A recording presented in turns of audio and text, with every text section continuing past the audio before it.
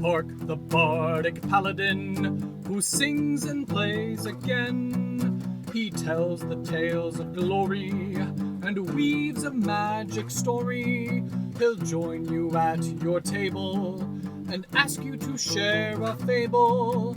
Heroes of humble origin, villains who must be fought again. No matter their skill or prowess, the people in life are countless. So we pray you heed our request. Enjoy this tale of sidekicks and side quests.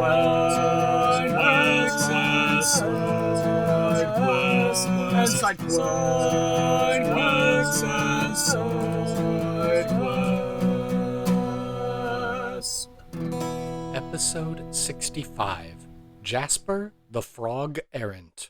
Welcome to Sidekicks and Side Quests, the Dungeons & Dragons podcast that helps to put humans back into humanity and breathe life into your campaign NPCs with backstory and bravado. That's right, we're building a world, one character at a time. I am your host, Kurt Krenwelge, the Bardic Paladin, and I'll be joining Alexi Sargeant's table in the Levitating Platter.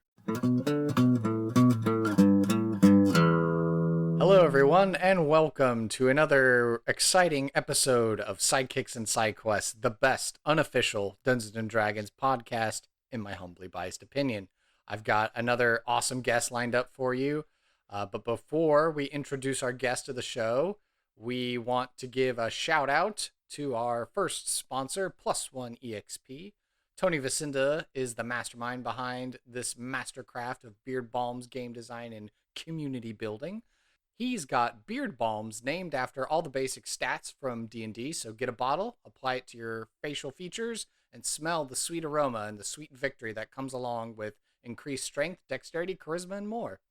Beards and Beyond is the indie RPG that helped to launch his brand, but Tony has collaborated and developed several other projects, including Repugnant with Terrible Games, iToaster, a brave little toaster-inspired tabletop role-playing game, and Down We Go, a game which seeks to capture the heart of old-school tabletop gaming.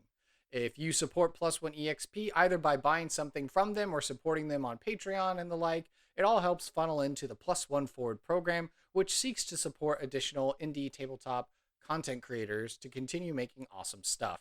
Would encourage you to follow Tony and Plus One EXP on all the various social platforms, Twitter, Facebook, YouTube, and Twitch, in order to keep up with all the various projects that he's working on, as well as upcoming interviews, one-shots, and actual plays of some of these very quirky and cool games.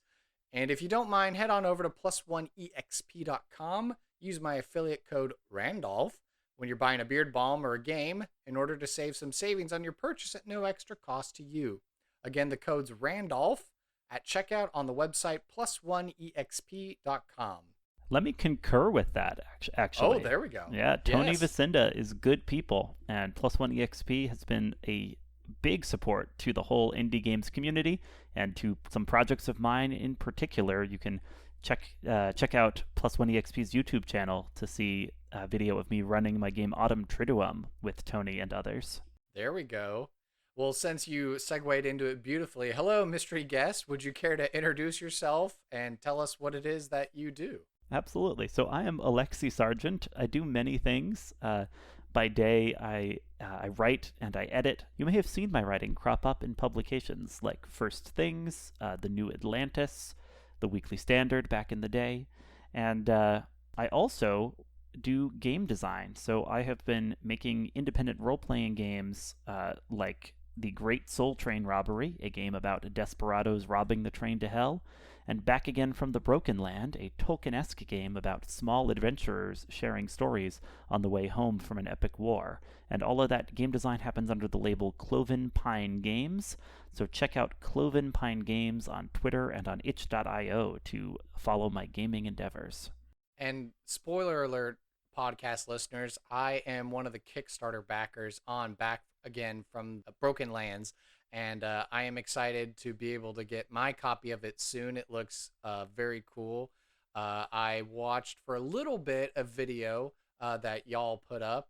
Your wife, Leah, was running the game for several other people, and so it was very cool. I didn't get very far into it, but it was very interesting starting off. Like the premise of the game. How about it's probably best come from one of the creators of the game. If you'd like to kind of give us a peek and a hint at what exactly goes on in Back Again from the Broken Lands. Yeah, so Back Again from the Broken Land is about being these small adventurers who have played a humble but important role in the downfall of the Doomslord, and now you are making your way home, trekking back across this land, sharing your stories, reckoning with your burdens, sharing meals, negotiating obstacles. It's a travelogue at the end of a great fantasy quest where you retrospectively add in details of the epic adventure that has come before, and you also have to occasionally run or hide from the Doomslord's hunters who are still out there and vengeful. But largely it's a game about exploring some of the more meditative and melancholic emotions of a work like The Lord of the Rings or The Hobbit that aren't necessarily brought to the fore in other fantasy games. We wanted to focus on how your characters really are very little adventurers compared to the scale of the world, how they are carrying this emotional baggage they have to reckon with from the role they've played in the war against the Doomslord. Awesome. Yeah, no, it's definitely cool. It's kind of like in the spirit of this show where we focus on, smaller characters, sidekicks, NPCs. And so this game is like, oh, well, here now we're going to follow the NPCs as they're making their way back home. Hopefully, well, it seems like the heroes don't always get home. Has there ever been a game that you've run where like the heroes actually survive, or is it that no, the hunters are supposed to claim our protagonists one by one? Usually, I see most people get home. The hunters are there as a threat and just kind of to emphasize that you can't really fight things in this world, right? Like when the hunters turn up, you can run or you can hide, and if you make a desperate stand, you're going to be telling the end of your character's story with a story of doom. But usually that exists kind of as a threat over the characters, and the epilogues have often involved the whole group of adventurers returning to the hometown and trying to find a way to fit back into it. Sometimes we've had a heroic sacrifice along the way, but usually it hasn't been a TPK. Okay, good to know. And then I know some of those other games you were mentioning, since I know we're just a little bit past Halloween, All Souls and All Saints days. So you were talking about the Great Train Robbery. So someone who plays video games like Red Dead Redemption, this kind of sounds like something that might have appeared out of, say, like the Undead Nightmare DLC or something like that. So you're desperados, you're train bandits, train robbers, and you're rescuing souls, you're stealing souls. What exactly goes into that game? You're stealing something from the train to hell, and the GM is supposed to roll dice to pick out what your prize is aboard the train. It could be a particular soul you're trying to rescue.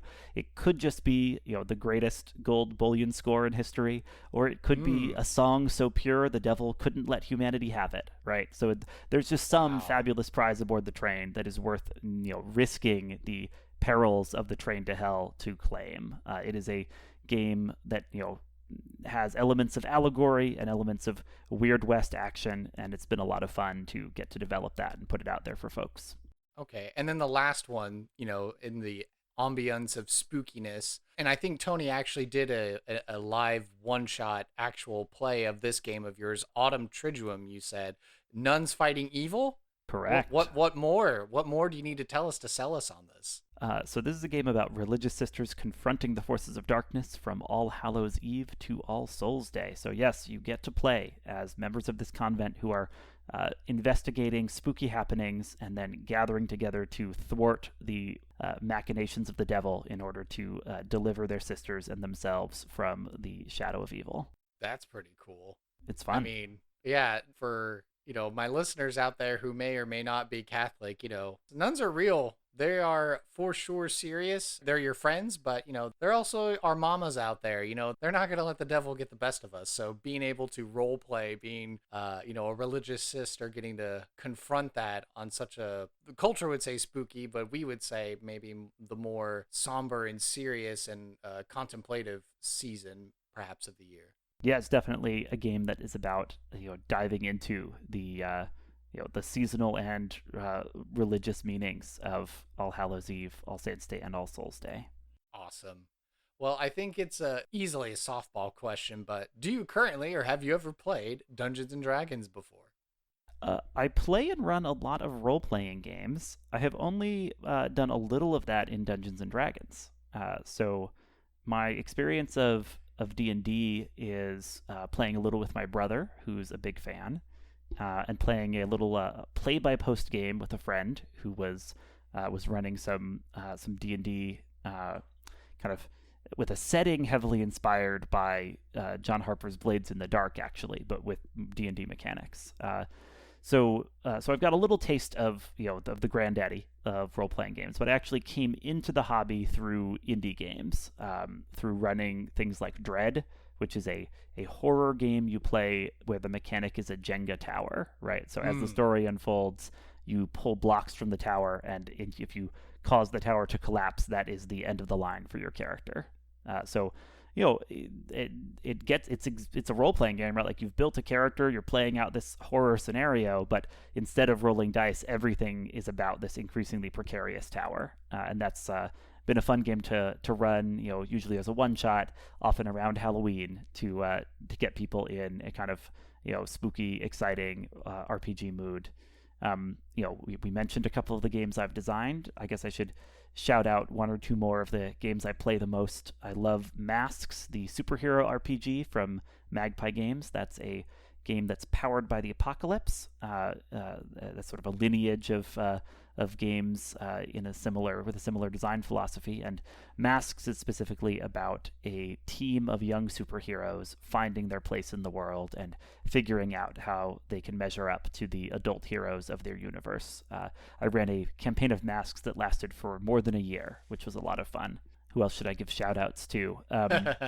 Currently, I'm in a in-person campaign of Tales from the Low Cantrefs, which is a coming-of-age hearth fantasy game where you play the young people of a little village in the midst of this kind of low fantasy landscape, right? Based on things like Lloyd Alexander's Chronicles of Prydain and Garth Nix's Old Kingdom trilogy. So you're in this village, ruled by folklore and old traditions, and there's adults who just don't understand, and you, the young people, are going to confront some mundane and magical troubles and learn things about yourself along the way. So that's another kind of excellent little game powered by the apocalypse. It's created by Luke Jordan of Games from the Wildwood. Excellent. A lot of those sound real fun. Be super cool to try them out sometime for sure. Well, based on all these various games that you've played, I'm sure this should maybe be a difficult question, but do you happen to have a favorite NPC or sidekick character from RPG games or video games or film, television, literature, etc.? And why would you say they are your favorite NPC sidekick? This is a fascinating question, right? I especially like the implication that some characters in film and literature are NPCs as opposed to PCs, but I think that's accurate, right? Like, I can watch a movie and say, like, okay, these are the PCs, these are the NPCs. That dynamic can translate between media. Interesting, bringing language from games to other media when often we are bringing language from other media to games, like when we're sitting around a table talking about our fantasy characters and say, okay, we have an establishing shot showing the castle and the characters approaching it, like using that cinematic language. It's fun to reverse that.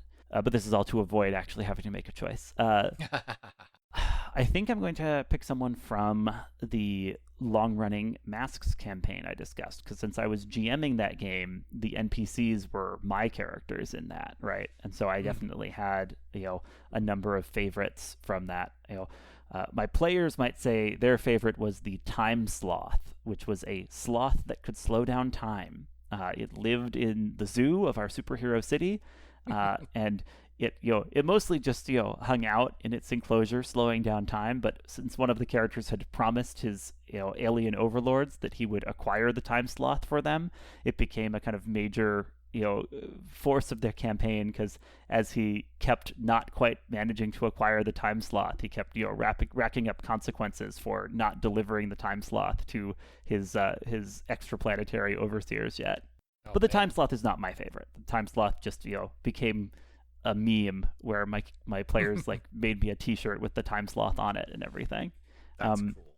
I'm going to say my favorite was Kevin McGuire, who was the next door neighbor of one of the PCs and the like secret keeper for that PC, the one who knew his secret identity, and then became kind of the like sidekick to the whole team, right? Where he was the one who helped create their superhero costumes. He was the one who sat in the chair and like coordinated them sometimes when they're off on their missions. He made a little drone to fly around and follow them and drop helpful items for them. It was great because he was very much my way of kind of contributing to what they were doing through this NPC, right? Mm-hmm. But he never like stole the spotlight so much because he didn't have any superpowers.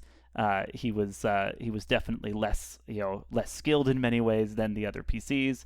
But everyone loved him, right? People sure.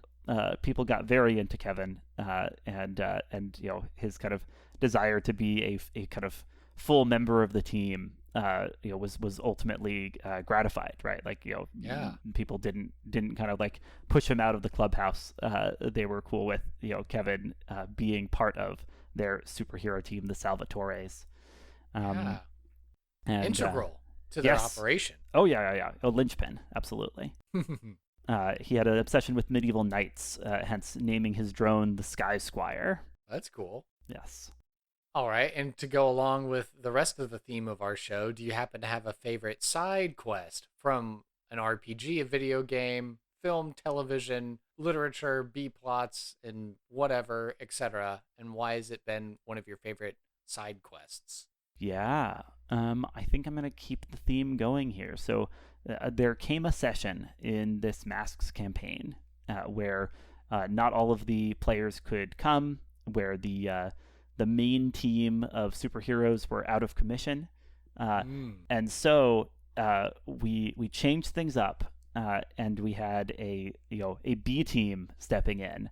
So with the Salvatores out of commission, Kevin got promoted from NPC to player character, and everybody else picked out other NPCs from around the universe that we had encountered, siblings of established characters, semi-reformed villains that could be persuaded to join on this team, right? And we put together the B team of Salvatores, who had to first rescue the Salvatores and then follow up with a little mission of their own. And I think that was great. I think this is a great model for what a side quest can be in an RPG campaign, right? Mm-hmm. In a session where you don't have the same cast as usual, you can really embrace that and let NPCs have a chance to shine as PCs, whether they're rescuing the PCs from an alien city floating above the home metropolis, or whether they're trying to deal with a superpowered drug that's hit the streets, that's flying under the radar of the bigger superheroes. It is fun to get the chance to put NPCs through their paces here. That sounds amazing. One of my players was excited to pick up the baton and be Kevin. We kind of consulted a little on kind of what Kevin's deal would be when he was actually in the field acting as a superhero. Sure, yeah, I get it. So maybe combat training or something like that. He actually just kind of whipped out more gadgets that he'd been tinkering away at in his spare time. Okay, so kind of like a Green Hornet situation, I suppose. Yeah, totally. And then the final question here to conclude the personal interview section: what are you passionate about and why? Just really get into the heart of things with these questions. Mm-hmm. I think what I'll say here is I am passionate about finding things of value in popular culture. I think if you go back and look at some of my writing for the venues I mentioned above, I'm often the person who's saying, there is something good to be found here, right? Whether I'm reviewing a superhero film or a Broadway musical, or delving into another cultural artifact, I'm interested in finding what is good, true, and beautiful about this aspect of popular culture.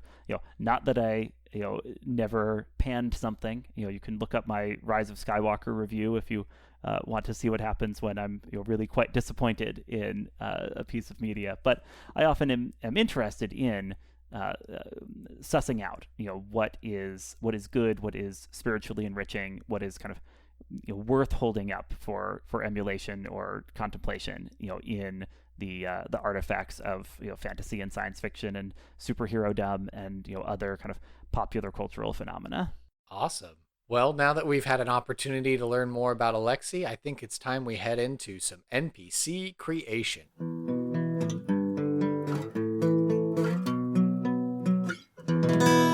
So, this is the part of the show where we get to make up an NPC. And in discussing with Mr. Sargeant before we started rolling, he has an idea for a character that we're going to slowly, bit by bit, unveil here now in this section. Am I correct? Yeah, I think so. Okay. Well, the first question we have here then is, what is the character's name?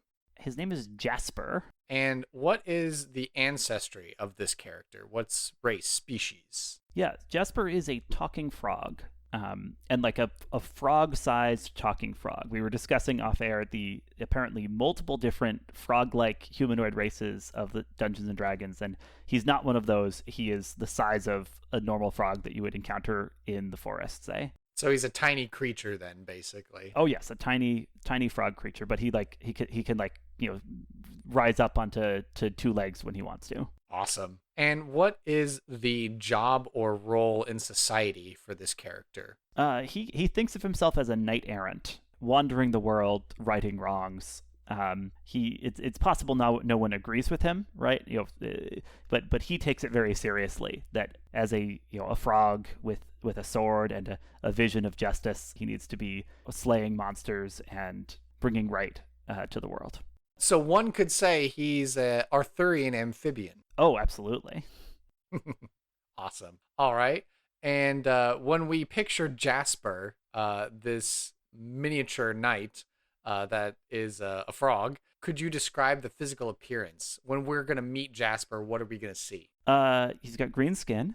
He's got, like kind of bulging orange eyes. He's wearing little like scraps of leather and metal armor he's pulled together, and a little red cape he's found. He'll do that frog thing where, sometimes while he's talking, his tongue will just like come out and just like lick his own eyes, because that's how frogs blink, I think. And he like does the throat bulge when he's croaking and stuff. Yeah, that's an intimidation tactic. Oh, intimidation. Perfect. See, you're painting this picture already, and even though I haven't finished it, I'm already kind of getting some like Redwall vibes. Oh, totally. Jasper. Yeah. Though, of course, he's interacting with characters who are full size. Much larger. Yeah. Rather than fellow woodland creature sized animals, I think. Although talking about one shots and indie sorts of games, it would be very fun and very easily doable to probably take Jasper into a Redwall type setting. Okay, I've interacted with orcs and elves and dwarves and stuff, but now I'm going to take that knowledge to the small animal level, and then away from the prying eyes of all the humans and stuff, we can see like whole societies on the microcosm level of the feudal world within the animal kingdom or something. Totally. I mean, there's a board game called Root that has this feeling to it, and Magpie Games is creating a RPG adaptation of that. So Root the RPG is a good place to look if you're excited for this Redwall-esque fix. Awesome. And then what 3 adjectives would you use to describe Jasper? Yeah, I think gallant, overconfident, and grandiloquent would have to be the 3 adjectives here. Okay, this is the first time that I've had to ask a guest. Could you define that last word? Oh, sure. Grandiloquent? Yes. I've never heard that word before. It's, speaking with kind of extravagant, over-the-top language, especially in a way that is intended to be impressive. So a grandiloquent pronouncement is one with lots of big words in it, and a grandiloquent frog is one that, just has this very, bombastic, elevated speaking style. Okay. So see, I know when you started describing it, the one word that I remember from school that came to mind was superfluous. But I like grandiloquent. It pretty much describes what its definition is. So yes, that's pretty cool. As a word, it is also a somewhat grandiloquent choice of bit of diction. Yeah, absolutely. All right. And for Jasper, what is a valuable item? Maybe a piece of lore, a secret, or if none of those things, what's an ideal or concept that Jasper ascribes to? I mean, the ideal is, knighthood, right? Traveling, walking the earth and setting right what is wrong. But I will say he has some valuable item with him, because I think he has a clever little cap with a feather in it. And the feather is a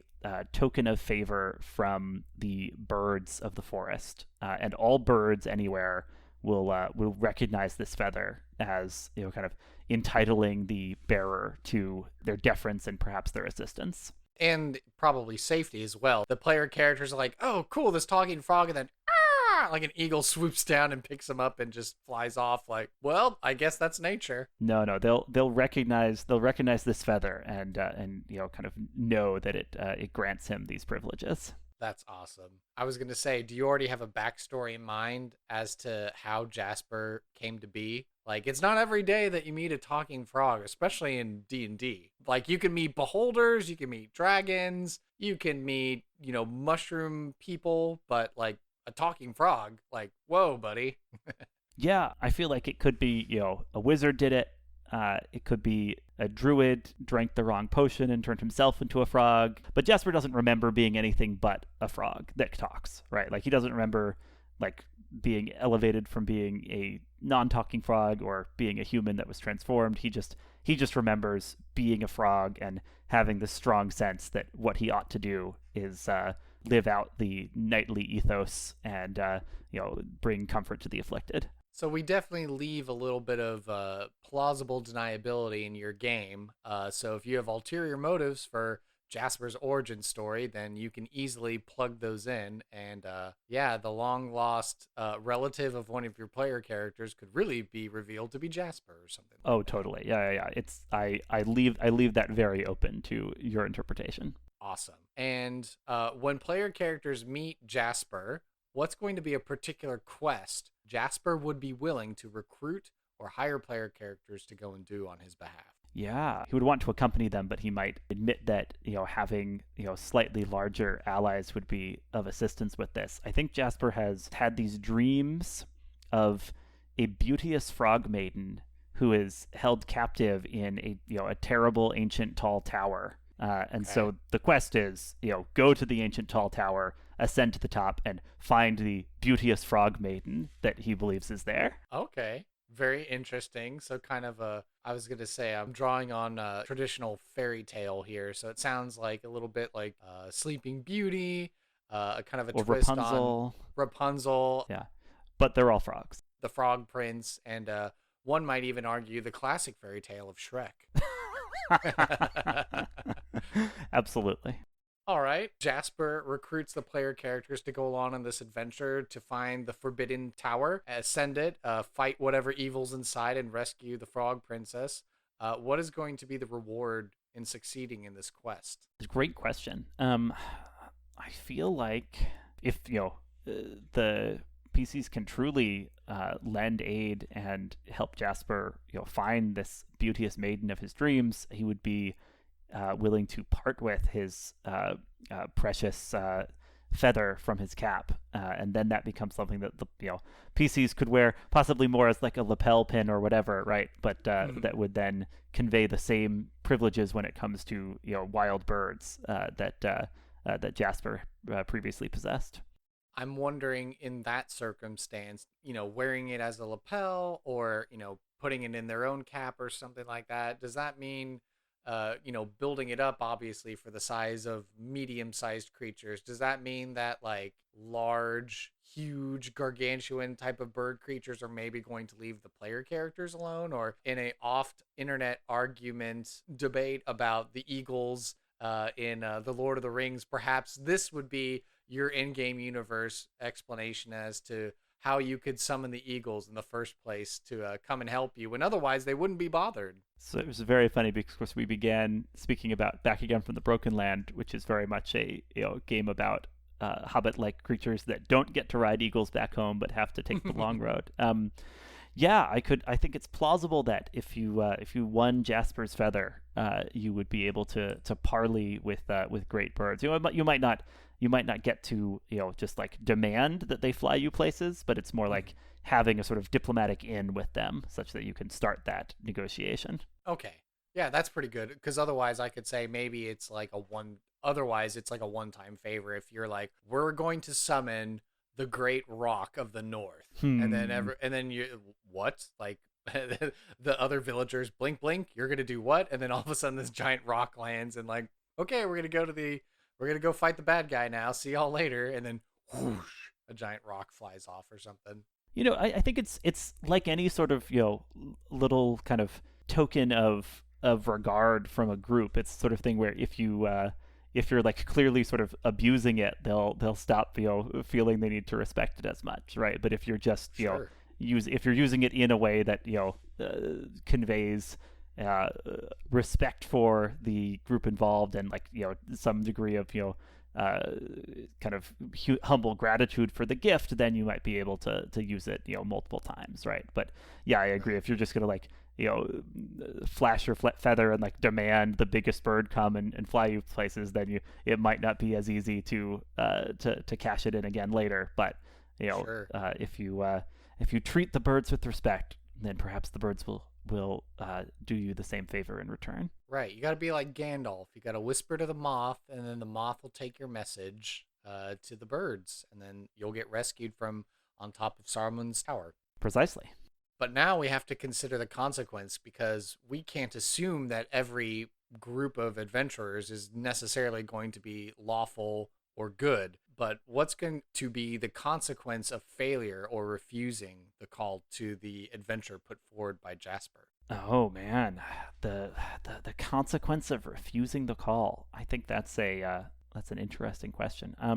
First thing that comes to mind is that the poor frog maiden in the tower is being used in some sort of ritual by kind of wicked magic users in this tower, right? And then maybe if the party simply ignores this quest and goes along their merry way, at some point they hear rumors of a terrible frog monster. A Froghemoth, maybe. Yeah, absolutely. Something that has been kind of brought about through dark magic applied to this poor frog that is now ravaging the countryside. The poor innocent lovely frog maiden transformed into a huge monstrosity that is a challenge rating, looks like 10 there in 5th edition mechanic terms. But yeah, that'd be pretty gnarly, especially if it's kind of like a lower level sort of a play area. Like, oh, this used to be a quiet hamlet, and now all of a sudden there's a Froghemoth that's terrorizing the countryside because these forces of evil and chaos wanted to unleash this blight upon our otherwise pastoral, idyllic countryside. And because you didn't aid Jasper in his quest. So that's for maybe refusing the call, but is there a difference in perhaps failure? Like they're on the quest, but for some reason, like, I don't know, the ritual gets completed while they're on the quest, or the frog maiden is caught in the crossfire and ends up losing her life or something like that by tragic happenstance. Oh man. I think in that case you probably have a heartbroken Jasper, and whatever kind of forces of wickedness were masterminding this are scattered, seeking out another, appropriately mystically blessed frog to begin their work again. So, certainly that you could, even if you're not totally successful, the taking on the quest might at least delay the consequences, but not necessarily forever.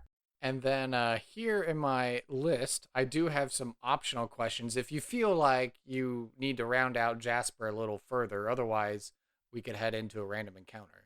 Let's see. I think I've covered some of these, right? That his goals and motivations are very much about seeking to be this gallant knight of the road, right? This wanderer righting wrongs, and that affects his general personality because he has this need to prove himself, and also to not seem like he needs to prove himself, right? But to just seem like totally confident even while interacting with much larger creatures. I think he rarely acknowledges that he is a small frog, right? So he's a little reluctant to even say that's like why he needs the help of larger adventurers for this quest. But on some level he knows it, and so he tries to he's not completely ignorant. He's just he's just very devoted, right? Very committed to the life he's chosen. Well, now that we've learned more about our, this term I like, Arthurian amphibian, I think it's time we head into a random encounter.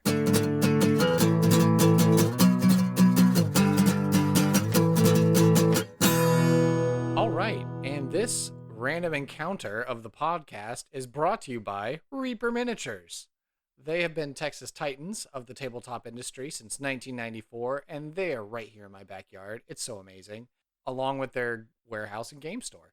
They make everything from paints to gaming accessories, and they stream on Twitch and YouTube with tutorials and interviews. Whatever system you're running, whatever game you're playing, Reaper Miniatures has got you covered.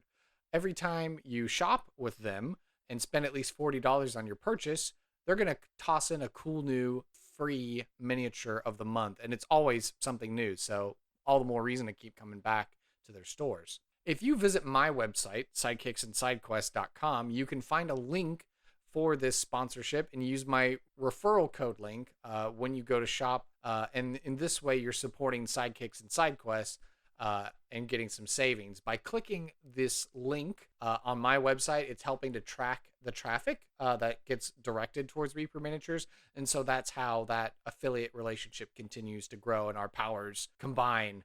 And I know at this point I've received a couple of gift cards from Reaper Miniatures, so I do have to say thank you to everyone who has gone to that link through my website to check them out. I super appreciate it. So again, go to the link on my website, check it out, and use my link to go check out Reaper Miniatures, all their wares and whatnot. And be sure to follow Reaper Miniatures on Facebook, Twitter, Instagram, Twitch, and YouTube. All right.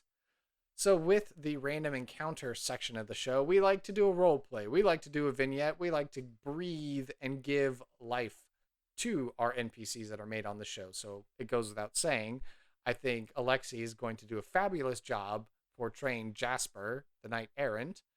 But now the question becomes, who am I in the scene? Am I one of my adventurer characters that's been created on the podcast just for this reason? Or do you have a different sort of idea of perhaps who Jasper should be meeting? Oh, I think definitely an adventurer. Okay. So the three adventurers that we have available, and we are open to, of course, inventing a new one if need be. We have Duncan, the suicidally brave, happy-go-lucky, chaotic good adventurer for hire. We have Sonia, the warrior woman, stoic, tough, no nonsense, gets the job done. And then we have Korak, who's this lawful evil, arcane, trickster, roguish dwarf. I suspect Jasper plays best off of Sonia, the stoic warrior woman. Oh, okay. Interesting. Okay. So where we last left our hero, Sonia, the warrior woman, she was accompanying Axios, the Revenant priest, on the way towards Skink Nose, the Lich Beekeeper's tower.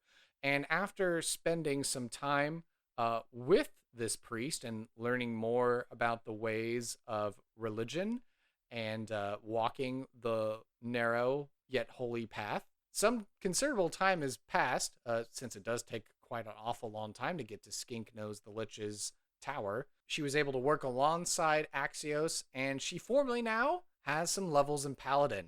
So she's like this barbarian Paladin, sort of a mixture now. So after leaving Skink Nose the Lich's tower, him now having been redeemed, made whole, turned away from his lichdom ways, and now at peace, Axios departing to continue on his quest to find more undead souls to bring peace to. It's not long before Sonia finds herself on the roadside by an idyllic stream and pond, and she's taking some time to read some literature that Axios passed on to her as she's, contemplating, praying for the day, and just taking a nice quiet moment to listen to nature around her as she's studying these religious texts. Among the sounds of that nature, you hear a croaking sound, and then you hear it again, almost like someone clearing their throat, hoping to get your attention. Sonia will break from her prayers, and she'll look down and she sees like this strangely dressed frog, and she quizzically looks and says, hello there. The frog removes his hat and makes an elaborate bow and says, "Hail and well met, warrior maiden." Sonia is visibly stunned. She's never seen anything like this. She instinctively, you see the barbarian flare up like she's going to smash the frog with her bare fist, but then she calms herself down. She takes a moment. She kind of does a Be not breath. afeared. I mean you no harm. Oh, I'm sorry. You got the blood pumping and the old habit started to kick in. But you're a curious one. I am a warrior like yourself. I understand the hair trigger reflexes that are necessary in this line of work, this walk we walk, this righteous path to combat evil and bring light and hope to the peoples of this land. You see she's visibly smiling. This is probably something she hasn't done in her old life when she was just all serious business. You actually see like she feels like this is somehow like an answered prayer in a way, this moment, this experience. And so she'll say, well, my little warrior, what is it that you need aid of me for? Oh, I am seeking companions. I'm seeking companions on a quest of dreams. For I have been guided by visions, crepuscular visions that draw me towards my destiny and the salvation of a poor and pitiful yet beauteous and swoon-worthy frog maiden trapped in a dark and loathsome tower. And he will kind of hop animatedly around as he begins to explain this quest. She's chuckling, but she's chuckling in that mirthful way of like she's just delighted to hear this story and to hear his enthusiasm behind it. And she will, extend a hand down to allow him to hop into it if he so wishes. So perhaps she can bring him a little closer to her face, and she'll say, all right, well, if you happen to know the way, I've got some skills, I've got some talents in this department, and perhaps we can rescue a maiden. The way is tortuous, I am afraid. But if you are truly a brave soul willing to walk with me, then we will thread this path together and bring about right. She steals her gaze, she looks at him, and she'll say, she'll give like a little happy nod. She will say, well, my name is Sonia. How might I call you? Those who know me call me Jasper, knight-errant and deliverer of the oppressed.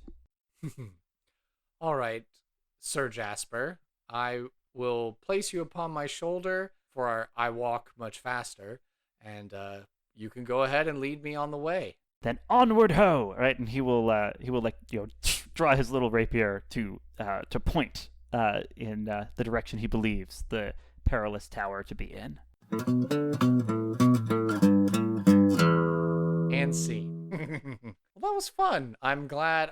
The note as far as Sonia kind of being now a bit of a paladin. Yeah, ever since that episode aired with Father Tom Bombadil of the Twitters, making a very cool Revenant priest character. And Sonia was the one who got to interact with Axios in that scene.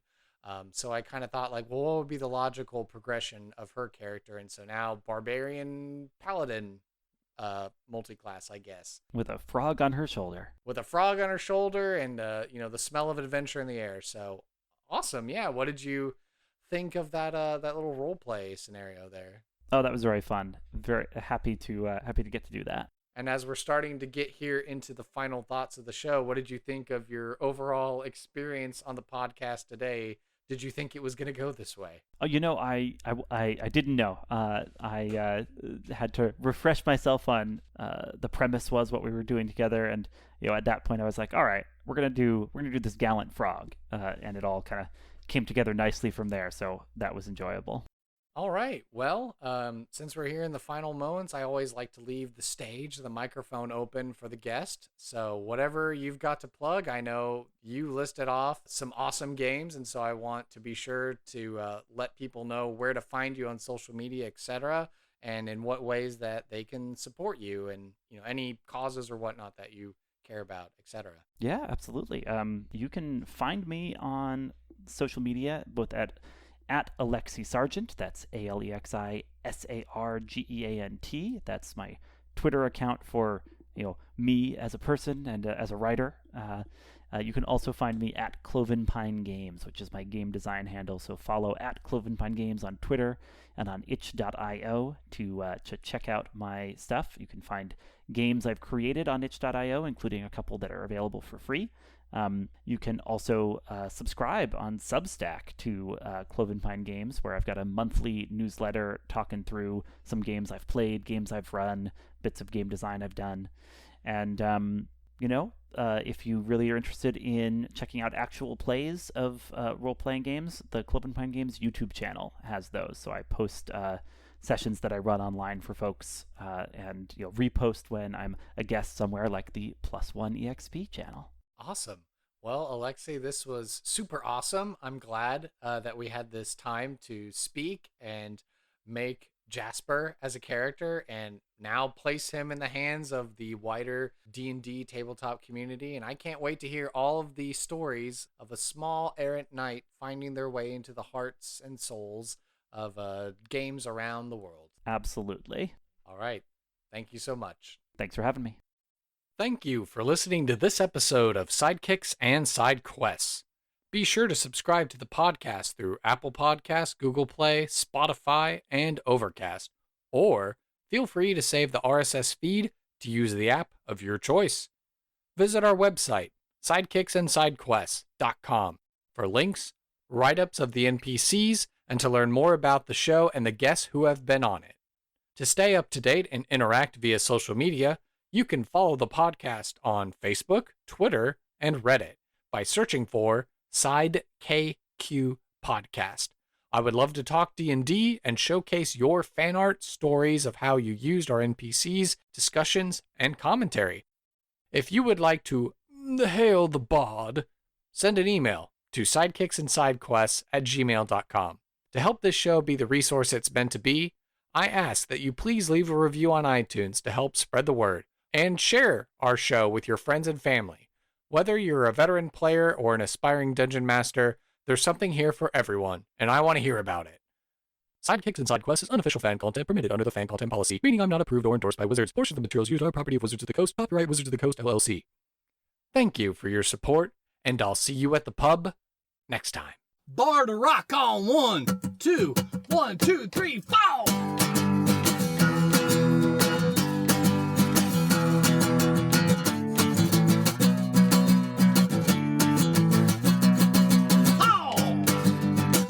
Sidekicks and Side Quests.